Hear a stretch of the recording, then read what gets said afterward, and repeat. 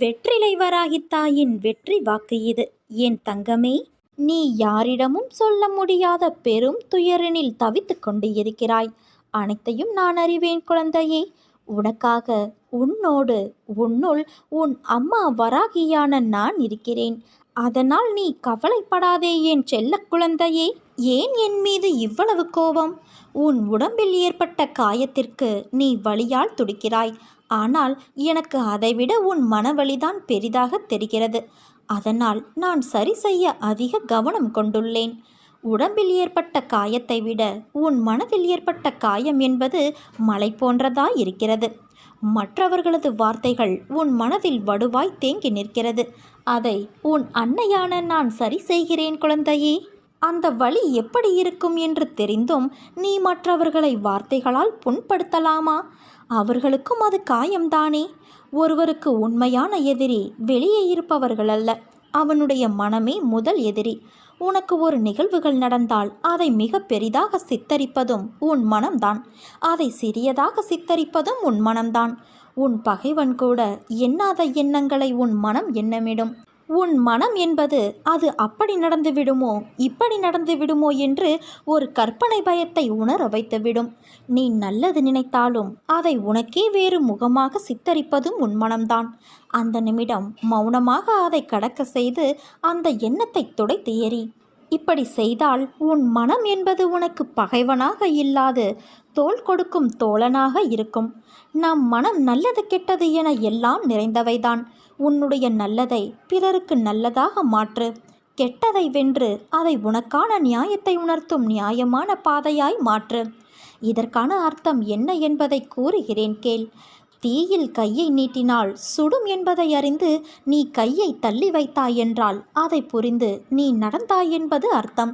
அதற்கு மாறாக புரிந்தும் நான் கையை விடுவேன் என்று சொன்னால் அதற்கான பலனை நீ கடந்துதான் ஆக வேண்டும். ஒருவனுக்கு நல்லது கெட்டது என இரண்டும் தோன்றும். ஆனால் கெட்டதை நீ எவ்வாறு நல்லதாக மாற்றிக்கொள்கிறாய் என்பதில்தான் உன் உண்மையான முன்னேற்றம் அடங்கியிருக்கிறது. கெட்டதை நினைப்பது என்னுடைய குணம் அல்ல, அது அறநெறி அல்ல. என் அன்னை எனக்கு அப்படி புகட்டவில்லை என்று நீ நினைத்தால் உன்னிடம் தோன்றும் எல்லாமே நல்லதாக மாறும். உன் அன்னையின் பிள்ளையாகிவிட்டாய் நீ. உன்னில் இருக்கும் அனைத்துமே அறநெறிக்கு உட்பட்டதாக நீதி பாதையிலும் உலக நியதியிலும் வாழ வைப்பேன்.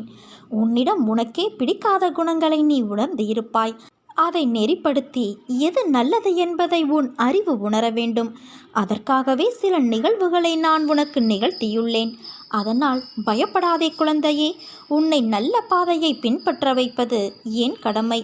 அதில்தான் எனக்கு ஆனந்தமும் கூட. இதயமே வெடித்து சிதறிவிடும் அளவிற்கு நீ பாரத்தை சுமந்து கொண்டு இருக்கிறாய். ஆனால் ஒன்றை நீ மறந்துவிட்டாய். அந்த இதயத்திற்குள் நான் சிம்மாசனம் போட்டு அமர்ந்துள்ளேன். நீ சந்திக்கும் தோல்விகள் உன்னை நிலை குலைய வைத்துள்ளது. உன் முகத்தில் ஒரு கலவரம். நாம் இந்த நிலையிலிருந்து மீண்டு வர முடியாதோ என்று, நம்மை இதே நிலையிலேயே அன்னை வைத்து விடுவாரோ என்ற பயம் உன்னுள் வந்துவிட்டது. இது உன் முகம் பிரதிபலிக்கும் கலவரத்திலேயே எனக்கு புரிகிறது. நீ படும் துயரங்களை நான் அறிய மாட்டேனா என்ன? அப்போது ஏன் தீர்வுகளை தரவில்லை என்றுதானே நீ கேட்கிறாய்? தீர்வுகளை உருவாக்கத்தான் நான் உன்னுள் வந்து அமர்ந்துள்ளேன்.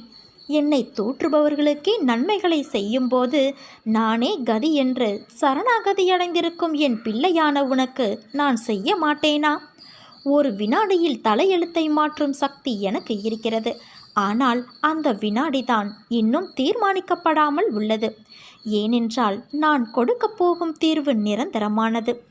சில விஷயங்கள் உனக்கு கூறியது போன்ற நிகழ்வுகள் இப்போது நடக்காமல் இருப்பதை நினைத்து உனக்கு உன் கோரிக்கைகளை நான் நிறைவேற்றவில்லை என தோன்றும். ஒன்றை புரிந்து கொள். நடப்பதை மட்டுமே தான் நான் உனக்கு கூறுவேன். உனக்கு கூறியது நிச்சயம் நிறைவேறும். உன்னை காப்பாற்ற உனக்கு பக்கபலமாயிருந்து உன்னுடைய பயணத்தில் நானும் பயணிப்பேன். அதை நீ எப்பொழுதும் மறந்து விடாதே.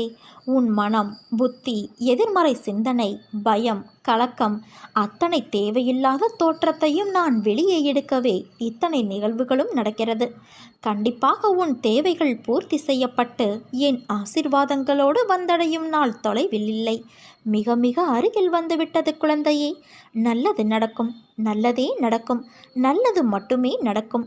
நான் உன்னோடு தானே இருக்கிறேன். எங்கும் எப்போதும் என்றும் என்றென்றும் இருப்பேன். வாழ்க்கை சுலபம் என்பது எண்ணமாய் நிறைந்திருக்க, விஷயங்களில் கடினமான சவால்கள் உள்ளே நிறைந்திருக்கக்கூடும்.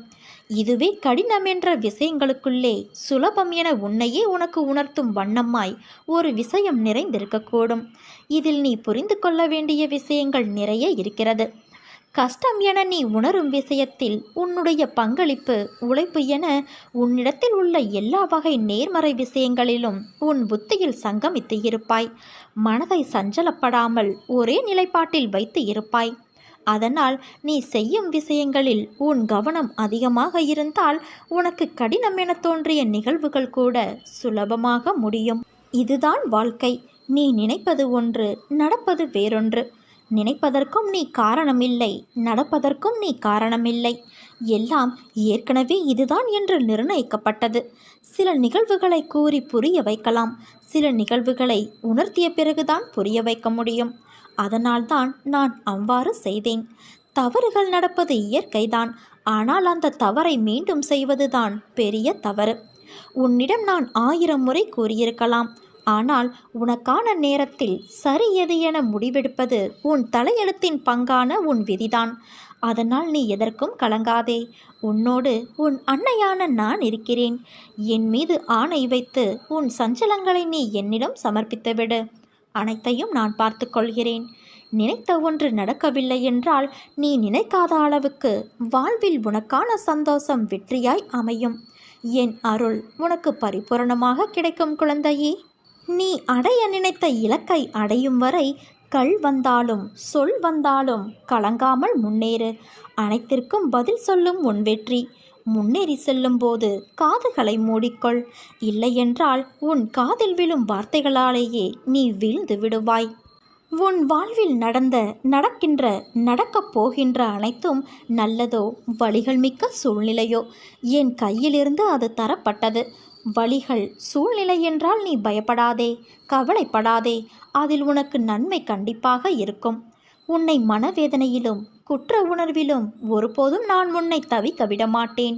உன்னை என் உயிரான குழந்தையாய் நான் கவனித்து வருகிறேன். உன் வாழ்க்கையில் கடந்த காலம் உனக்கு வழி தந்து இருக்கலாம். அதில் பாடங்களை நீ கற்றுக்கொண்டு இருப்பாய்.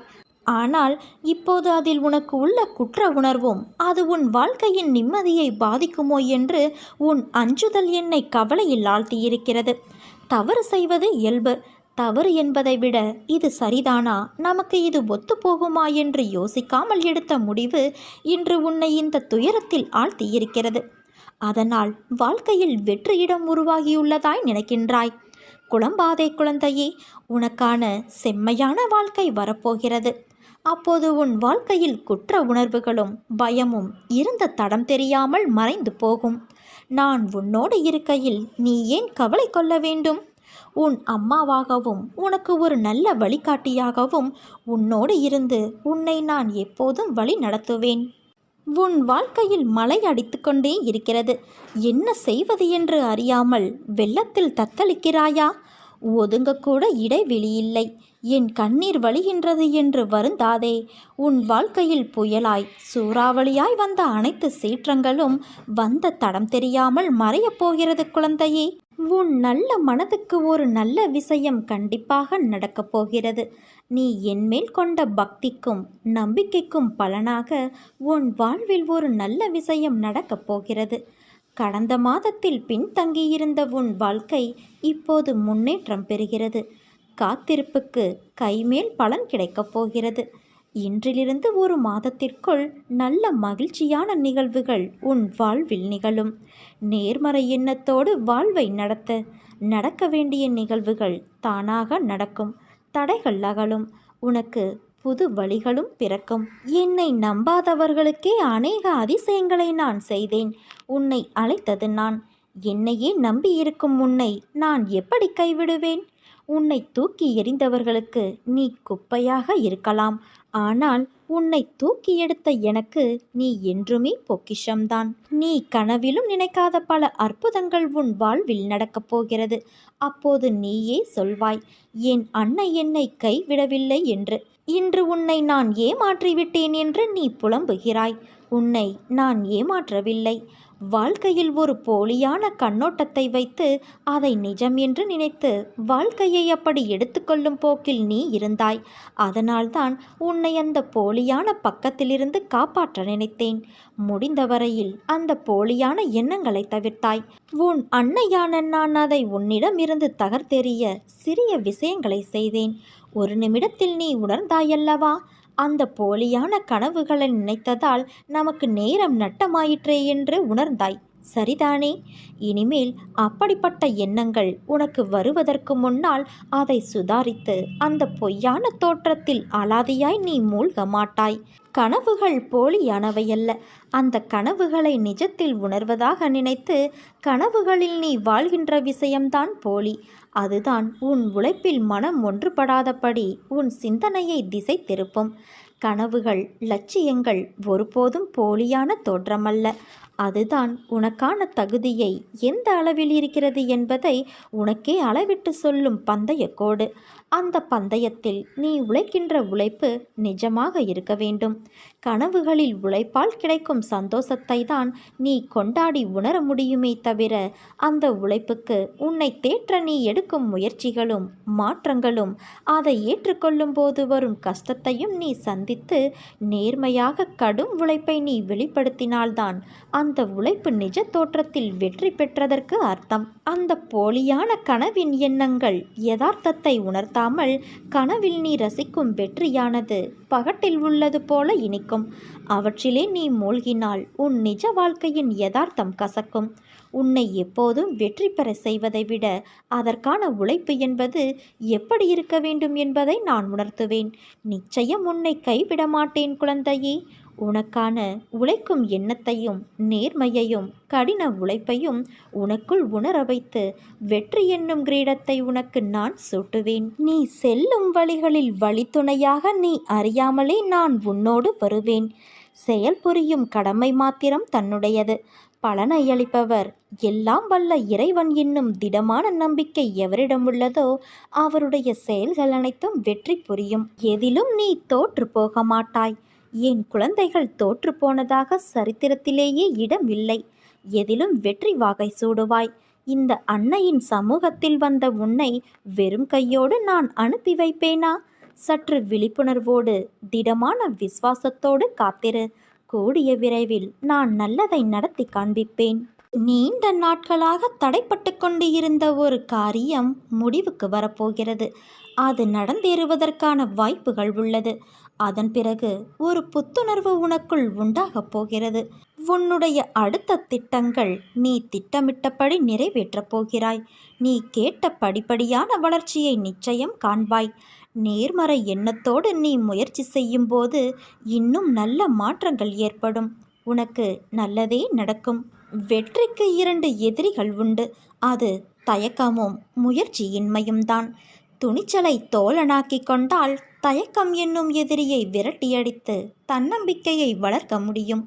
தயக்கத்தை விட்டு ஒழித்தாலே வெற்றி விரைந்து ஓடி வரும். தயக்கத்தை விரட்டும் முதல் யுத்தி நேர்மறை எண்ணங்கள்தான். என்னால் முடியும் என்ற எண்ணம் தரும் நம்பிக்கை தயக்கத்தை விரட்டியடிக்கும், வெற்றியை தேடித்தரும். என்னால் முடியுமா என்ற தயக்கம் தோல்வி என்னும் படுகுழியில் தள்ளிவிடும். யாரும் என் பேச்சை கேட்க மாட்டார்கள், எனக்கு யாரும் உதவ மாட்டார்கள், நமக்கு இது சரிப்பட்டு வராது என்பது போன்ற எதிர்மறை எண்ணங்களை குறைத்தாலே அனைத்தும் நலமாக நடப்பதை நாம் உணரலாம். மன உறுதியால் தேடியதைக் கண்டு அடைந்தவர்கள் உண்டு. ஆனால் மன உறுதியின்மையால் பின்னடைவுதான் வரும். அடுத்ததாக தயக்கத்தை விட்டொழிக்க முயற்சி அவசியம். எழுத்தாளராக வேண்டுமானால் எழுதி பழக வேண்டும். பேச்சாளராக பேசி பேசி பழக வேண்டும். வெற்றியை நோக்கி செயல்பட்டு கொண்டே இருக்கும். நீ எதற்காக தயங்குகிறாய், எதை கண்டு நடுங்குகிறாய் என்பதை உணர்ந்து கொண்டு அதை போக்க நீ முயற்சி செய். அதற்கான தயாரிப்புகளோடு அடுத்தடுத்த செயல்களை செய். மன அமைதியோடு ஒருமுகத்தன்மையோடு செயல்பட்டு தயக்கத்தை வெற்றி காண முயற்சி செய்.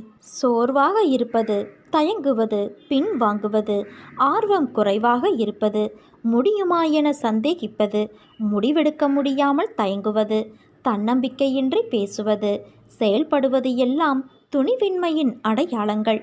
இதை தருவதும் தயக்கம்தான். தயவு செய்து தயக்கத்தை விட்டு ஒளி. துணிச்சல் தானே வரும். துணிச்சல் வந்தால் தன்னம்பிக்கையும் கூடவே வந்துவிடும். தயக்கத்தை தாங்கும் மனநிலையை அளித்தால் மகிழ்வாய் நாம் வாழலாம். பொறுமையை விட மேலான தவமும் இல்லை, திருப்தியை விட மேலான இன்பமும் இல்லை, இரக்கத்தை விட உயர்ந்த அறமும் இல்லை, மன்னித்தலை விட ஆற்றல் மிக்க ஆயுதமும் இல்லை. தோல்விகள் சூழ்ந்தாலும் இருளை விளக்கும் கதிரவன் போல அதை நீக்கி அடுத்தடுத்த வெற்றி படிகளில் காலடி எடுத்து வை. முடியும் வரை அல்ல, உன் இலக்கினை நீ அடையும் வரை. இந்த விடியல் உன் வாழ்விலும் விடியட்டும். நீ செல்லும் வழிகளில் வழித்துணையாக நீ அறியாமலே நான் உன்னோடு வருவேன். செயல் புரியும் கடமை மாத்திரம் தன்னுடையது. பலனை அளிப்பவர் எல்லாம் வல்ல இறைவன் என்னும் திடமான நம்பிக்கை எவரிடம் உள்ளதோ அவருடைய செயல்கள் அனைத்தும் நிச்சயம் வெற்றி பெறும். நீ உன் வாழ்வில் தொலைத்த ஒன்று உனக்கு கிடைக்கப் போகிறது. அது பொருளாகவோ உறவாகவோ ஆரோக்கியமாகவோ நிம்மதியாகவோ கூட இருக்கலாம். ஏதோ ஒன்று நீ தொலைத்ததிலிருந்து உனக்கு கிடைக்கப் போகிறது. அது உனக்கு மகிழ்ச்சியை நிச்சயமாக தரும். நீ என் மீது கொண்ட நம்பிக்கை பிரார்த்தனையின் பரிசாக உனக்கு கிடைக்கப் போகிறது குழந்தையே. நீ மகிழ்ச்சியாக இரு. உனக்கு எதை எப்பொழுது தர வேண்டுமோ அதை அப்போது நானே உன்னிடம் கொண்டு வந்து சேர்ப்பேன். உனக்கு கிடைக்காமல் போன ஒன்றுக்காக நீ வருந்தாதே. அது உன் கையில் விரைவில் கொண்டு வந்து உன் வராகி அன்னையான நானே சேர்ப்பேன். என் மீது நீ நம்பிக்கை வை என் குழந்தையே. நன்மைகள் என்பது காற்று போல. நாம் ஒருவருக்கு நன்மை செய்தால் அது நிறைய பேருடைய வாழ்க்கைக்கு விடிவெள்ளியாய் இருக்கும். அது தரும் மன நிம்மதியும் நிறைவும் தான் நிரந்தரம். இதை நீ நன்றாக புரிந்து கொள் என் குழந்தையே. எது வந்தாலும் எதிர்த்து நின்று போராடு. அனைத்தும் நன்மைக்கே என்பதை தீர்க்கமாக நம்பு.